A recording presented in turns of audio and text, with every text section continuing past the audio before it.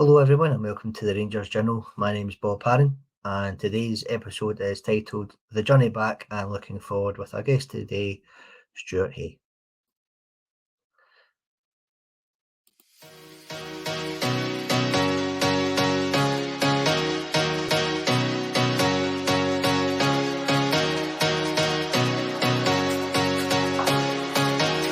Every night is the Rangers Journal night.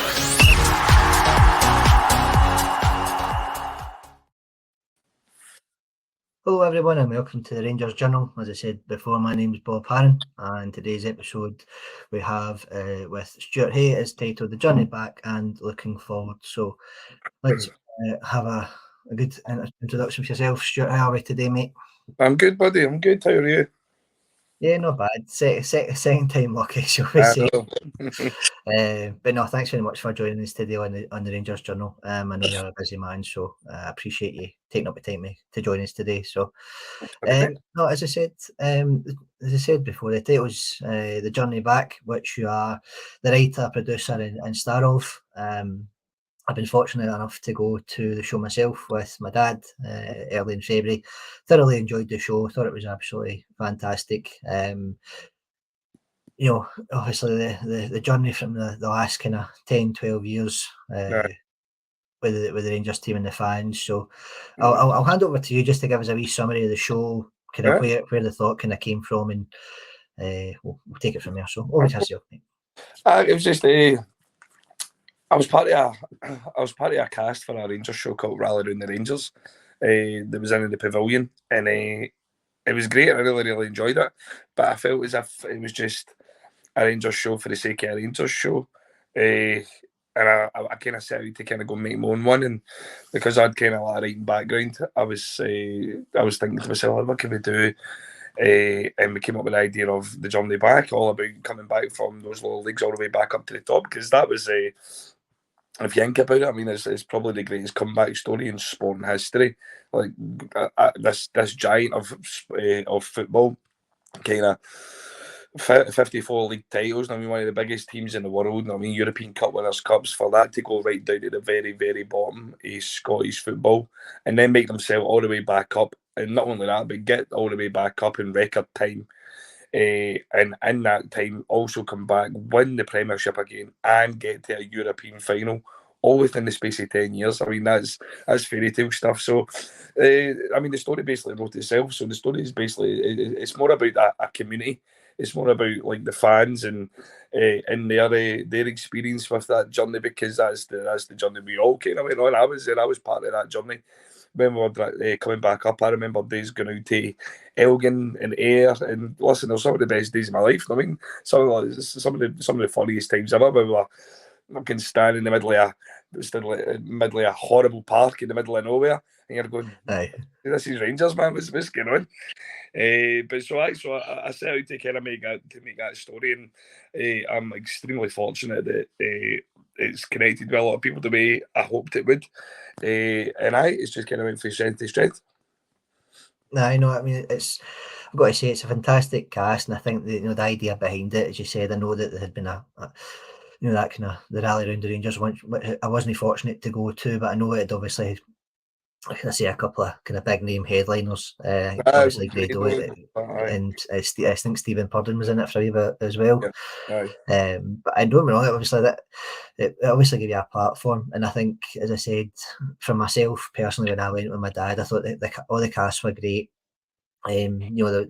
Obviously the emotional roller coaster, you really it came across really well, and like yourself, you remember takes you back to the not so great times where you're standing and remember the ball on the hedge. It was at Brecon, I think, was it? So it's just all those memories that take you, and then that realization, as you said, in record timing to come to make our way back through the leagues and get to a European final, which it's just madness.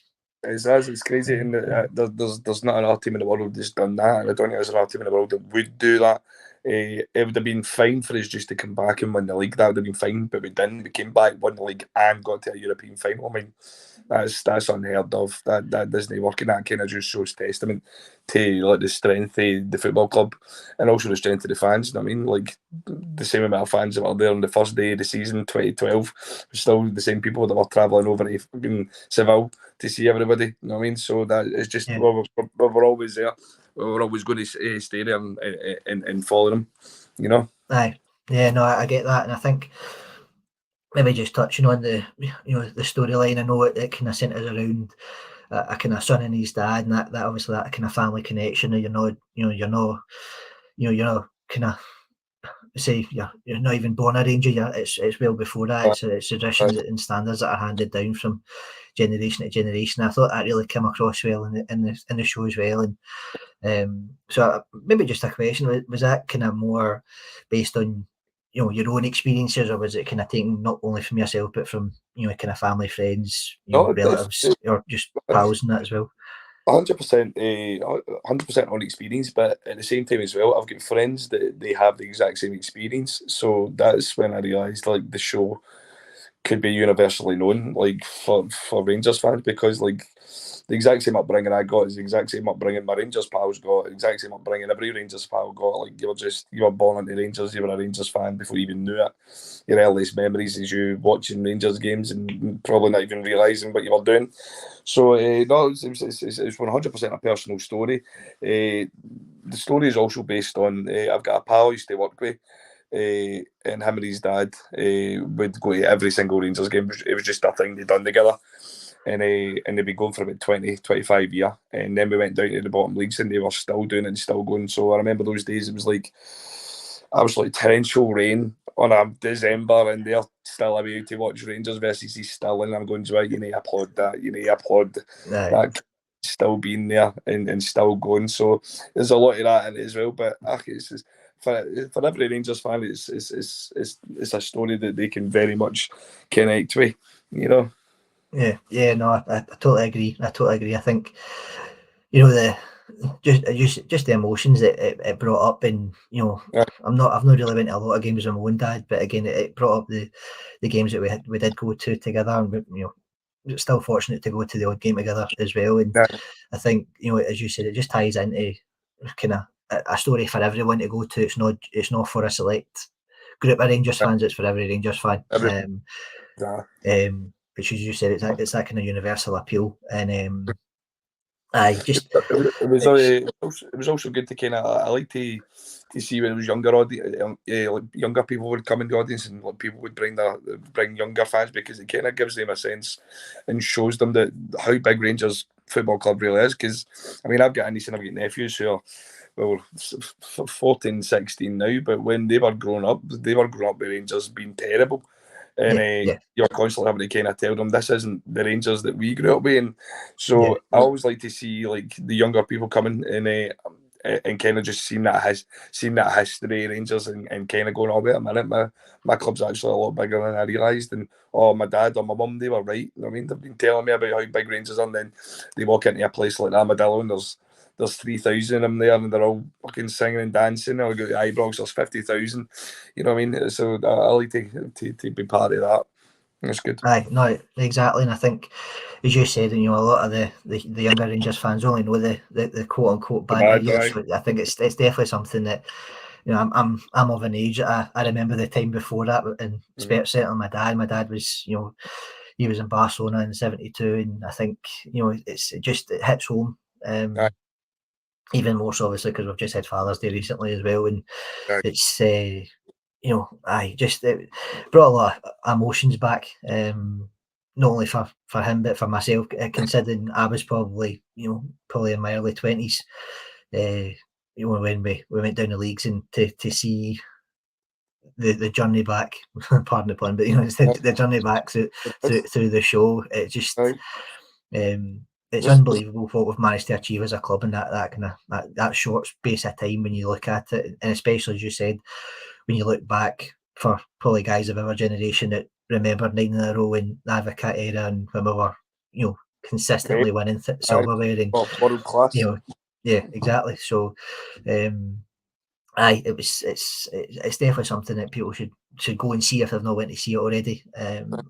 Maybe just if there's probably any stories you've got, any highlights from the tour itself. I know it was in Armadillo, I know it's went down south and across to Northern Ireland, but I remember seeing a bit of Belfast nearly took it away from you. So any massive highlights? Any highlights at all? I'm sure getting to hang about with Big Marvin constantly. That's a good laugh. I mean, the guy's insane. The guy's hilarious, man. He done the Glasgow shows, and then I asked him, I says, listen, do you want to do the full tour? And he jumped on it, man. So just travelling about him and being places, like being in hotels, and we all shared we went down to Corby. And I couldn't find a hotel big enough for everybody, so I got an Airbnb, and it was a house. It was like this ex-council house, man, and we all shared this house, and we all shared beds. And we got Big Marvin, you know what I mean? It was just that was hilarious, man. Aye. It wasn't hilarious at the time, but looking back on it, man, what was that all about? But it's just spending time with everybody. Everybody's great. Getting to kind of go about and then there's a million highlights, like going to these places and then the curtains open and you're sold out and you're going, fuck, this is working. You know what I mean? This actually works. You know what I mean? People, there actually is Rangers fans all over the world. And I just stuff like that, being able to kind of go about and really kind of bring a party to people who don't necessarily get it. Like, as I said, going up to Elgin and Forfar and Corby and down to London West End as well. That's a highlight for us, getting the shows an actual London West End show now, which is crazy. And just kind of and just like getting to talk to people after the show as well. I remember, where were we? We were in it was either Belfast. No, it was Corby. We were in Corby, and we do like a VIP thing after the show, and we get to talk to people. And there was this woman. She was like in her 80s, and she was roaring and greeting because she says she had cancer and she was dying, and she says that was the best night she's ever had in her life. And I was roaring and greeting, man. I remember that. That set me off, and it's just great. I think that's my highlight. Just talking to everybody after it, getting to see everybody, and just and them going, that was brilliant. And you go, look, I done it. I mean, because doing musical theatre and football doesn't really go hand in hand, you would think. I mean, having to get working class football fans to go to a theatre is something you would think would be very difficult, and I've managed to do it, and I'm just really glad everybody kind of understood it the way I understood it, the way I had it in my head when I wrote it, and it's been taken the way I intended it to be taken. So that's my highlight. That's 100% my highlight. Excellent. No, it must be touching me, when you do have that opportunity to speak to folks that come like that, as you said, and just gives you that positive feedback that you're on the right track, and just doing the right thing, but the show's a success in itself, and I think I'm not saying that to me when I watched it, I don't think. Well, I don't think you probably think. I think at the time you probably couldn't be taught. But is there any? Would you like to expand it in any way? I know the storyline is the storyline, but is there any other thoughts that you had to again as you hope as you would hope to expand into bigger venues as a kind of, or say extend it? But is there any kind of plans or any thoughts that you would have to say improve the show? It's kind of really been improved, as I said, but it's what's your thoughts on it? There's always ways to improve it. There's always ways to do it bigger and better. There's always ways, because as much as we've done it, I think we've done it 10 times now. As much as we've done it that many times, it's evolved and grew into something bigger and better. And we always kind of take it back and that bit didn't work, or should maybe add this bit and stuff like that. But now we've got an announcement. Hopefully I can say it tomorrow. If I can't say it tomorrow, it'll be Monday. We're doing it's the last of the shows. We're just going to end it in the UK anyway. At least we'll still be looking to kind of do it abroad. But it's a hard thing to do. It's a hard thing to take abroad. It's a big show. There's a lot of moving parts to it. So we got a lot of people saying, bring it to Australia, or we've been talking to like the NASA convention and the OSAR convention down in Australia and America, and we've been talking to them for a couple of years now, and they're very keen, and we're very keen as well. Obviously, it'd be great, it'd be fantastic, but it needs to work for everybody. I mean, it needs to be able to be a sensible thing to do to take 15 people over to Florida or something, and then you've got the cat, you've got the crew, and then you've got all the stage stuff and all that. So it's crazy, but so there is an announcement we'll be making, and as it says, hopefully over the weekend, of our last two shows. They're going to be in Glasgow and they're going to be in Belfast, and they're going to be big. They're going to be big shows, and that's all I'll say tonight. That's all right. That's all right. I wasn't sure if I was going to catch it before or after the announcement, so I'm kind of keenly waiting to see what it is, and I'm sure you know, if folk haven't been to see it, it's even more of an enticement to go and get them to go see it in the last couple of shows. So the good thing we've got going now is we've finally got a partnership with the Rangers Charity Foundation. We've been trying to kind of do something with the Rangers Charity for a couple of years now, so we've finally got a partnership now. So these last shows that we're going to do, money for the show will go straight back into Rangers. The way it all should have been. The way we tried to give Rangers money several times, and they didn't really take it. So this is our way to kind of let people know that their money's like going straight back into the club. It's not just something that we're going to do and go like, look guys, we're getting rich and minty, because we're not in any way, shape or form. The show costs a lot to put on. So that's a good wee incentive I've got now to just to let people know when we do these last shows, their money is going right back into the Rangers Football Club, right back into the Rangers charity. So that's a good one. No, that's brilliant. That's brilliant. I think, you know, anything that helps the club out is obviously a benefit, in the fact that it's such a big show. As you said, it's been sold out pretty much every time you've put it on. It's the fact, you know, to me it's a no-brainer. It's just surprising that they've not you know, connected with you before the last couple of shows. So there's a lot of moving parts with things like that. Rangers are a massive company. I mean, they're a huge business. They're aware of it. They know about it. We've spoke about it several times, but we've never had a chance to kind of really do anything with it with each other. So this was just an idea I had. I mean, well, if we're going to do something, why don't we do it with the charity? And we spoke to the charity, and they've been very accommodating. So happy days. Excellent. Maybe just with that, you know, the fact that you're saying it, you know, kind of bringing this current, you know, version of the musical theatre to an end. Have you got any plans to kind of write anything else? Have you written anything else that you think that, you know, in the offing that's, you know, Rangers related, that we might be seeing sometime soon? I think you can push your luck with specific things. I think if I went and done another Rangers thing, I think the fans would kind of be like, right, what are you doing? You're just kind of trying to cash in on Rangers things. I mean, I think it's paramount to kind of really be focused on people's to let them know they're not getting stripped out of them, basically. Like, I'm just going to sit and write Hunters and Rangers stuff because I know Hunters and Rangers fans are going to go. But well, I get my start. I get my start writing for Only an Excuse when it was on the telly. So I'm looking to kind of go back into that. I've got a show, my own show in the Pavilion in October. That's all kind of like football sketches and all about kind of Rangers and Celtic and the Hotham and the Euros and stuff like that. So I'll be focusing on that for the foreseeable, and then we'll just see where it goes. We'll see what happens. I mean, like, if there's an opportunity to write something else, then I'll look into it. But I'm very, very mindful of don't bite the hand that feeds you kind of thing. Like, I've managed to kind of do something here that people have connected with. You can only push that so far.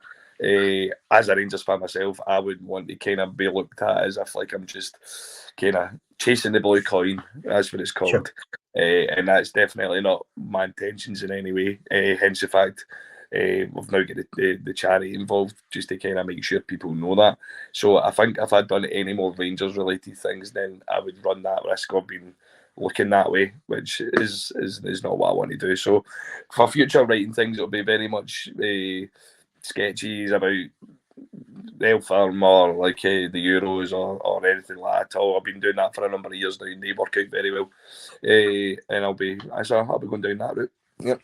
Excellent. Sounds great, Stuart. Sounds great. I think definitely something. I do remember the sketches you were on in All Excuse with Jonathan Watson. I've got to say they were obviously very topical. I'll not mention them. Obviously, let folk go and find that out themselves. But I always remember the ones. Obviously, I think just at COVID, the one particular sketch I'm thinking of was great.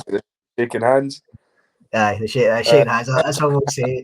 That's all we'll say. I'm sure folk, if they know, they know. But I thought it was a great one. But no, I think, as you said, just touching back on the show, I know for myself, the Big Marv was a great surprise. I know you've got Jodie on for the kind of the halftime. I say the halftime show, but I thought she was great as well. I think she was great. Just keeps the vibe and the party going all the way through. We done it the first year. We done it in Armadillo the first year in 2023, and we asked people what would make the show better, and they say something at halftime because the bar queue is huge. They were saying it's like 40 minutes wait for the bar. So we looked into it, and I was like, "We'll get Jodie," and everybody just loved it. So that's one of the best bits of the night as well. Now, like, it's a non-stop party. Like, the full thing's constantly going. There's never a moment when it's down. And she comes up and she's been all over the UK. We also had Damien Hendry as well. The boy that does Four Lads Had a Dream, and I think he's the Blue Sea Ibrox, isn't it? Or every Saturday we follow. The guy who sings that for the club, he came up and he done for us. Jodie couldn't make it, so he came up and done that, and he was great. He was fantastic. He's got a great voice on him. So we kind of do that as well. Like if there's anybody involved in Rangers things, and we make sure like they know about us and we know about them, and if there's any opportunity to kind of work together, like the St Phoenix boys, I know the two of them. We were talking to them about kind of doing something. They were busy, so they gave us their songs to use in the show as well. So there's always it's all about building a community and networking, and just because I mean at the end of the day we're all one big family. I understand, like you'll know this yourself. Being in Rangers media, it can be kind of cutthroat. There's a lot of people kind of just out for themselves, and they don't like to see other people doing better than them. And I feel that's absolutely stupidity, and I don't understand that. When we're all kind of get the one common goal, just to be Rangers fans and do Rangers things, and maybe it's me just kind of thinking it'd be an ideal world, but I don't know why we can't just all be involved with the one thing and just kind of back each other and be great. I mean, do good things. So, that's where we're at with that. I know. I couldn't agree more. I think it's definitely difficult. I know there's a lot of different kind of platforms out there that are groups out there that are doing kind of similar things. So it's, as you said, the main goal is just to bring, especially probably it's kind of you touch on even in your show, fan media itself is on the rise. I think it's only going to get bigger. So I think it's one big family, as you said. I think it's daft. The way things seem to go, but again, that's maybe just the nature of business sometimes. Right. But no, I think, as we said, it was kind of looking, the journey back, looking forward. I know that the show itself ends around the, Seville and the aftermath of that, and I know probably just coming into the actual current things. I know we've had a managerial change, and we're now sitting with Mr. Clement in the dugout. Just maybe want to get your thoughts on what you've seen over the last season and how you think we'll do in the coming season, even with the transfers and everything that we've went through so far. I think he's been great, but I think the players have let him down because, I mean, he came in and got rid of that 7-point gap, and I mean for quite a while there we actually thought it was going to go down to the wire. I mean, it's just I'm really looking forward to the fresh faces. I'm massively looking forward to seeing what he can do when he's got a full team of players that he's chosen. But again, I'm sick of being in this situation as a Rangers fan where we got a manager in and we're going, well, let's see what he does when he's got his old players. I mean, we've went through more managers in the past 10 years and then we went through an entire history. So I mean that just kind of shows you just where we are as a football club. I'm a confident with Clermont. I'm probably more confident with Clermont than I've been with since for a long time. Since I don't really know another manager that I would actually feel a wee bit of Gio maybe. I think we all thought Gio. Well, I feel as if Gio done a really good job. I mean, Gio gets a lot of slack and a lot of things, but the guy got us to a European final and got us a Scottish Cup. I mean, you can't really grumble at that. I mean, well, that's the state of Scottish football. I mean, if you don't win the league, then you're not a success. It's as simple as that. But I'm looking forward to it. One thing I've seen though is he's buying a lot of inexperienced players. He's buying a lot of 20-year-olds, which is great, which is fantastic for longevity. I'm totally fine with that, and I'm excited about that. But I would feel a wee bit more comfortable if he put one or two just more experienced players and just to kind of really balance it and anchor it. I'd like to see Goldson away. I'd like to see Tavernier away. I thank them for what they've done for my club. I really do. But we've got the same back four. We've got the majority of the same team that we did when we won 55 3 years ago. I mean, it's just unacceptable. I mean, the team the other side of the side, they're constantly changing. They're constantly kind of moving and seeing what works. I mean, they lost Jota, 2 seasons ago, and we all thought, brilliant, this is it. No, they went out, they moved on, they got somebody else. We haven't moved on. So, since 55, we've still, majority of our team is still the same team that won 55, and that's just unacceptable. You can't expect to win things when you don't change things. And so I'm looking forward to that. But again, I'd like to see maybe that one marquee signing, just that one kind of that one that's kind of just going to make me excited again. I heard that they got Connor Barron. Is that correct?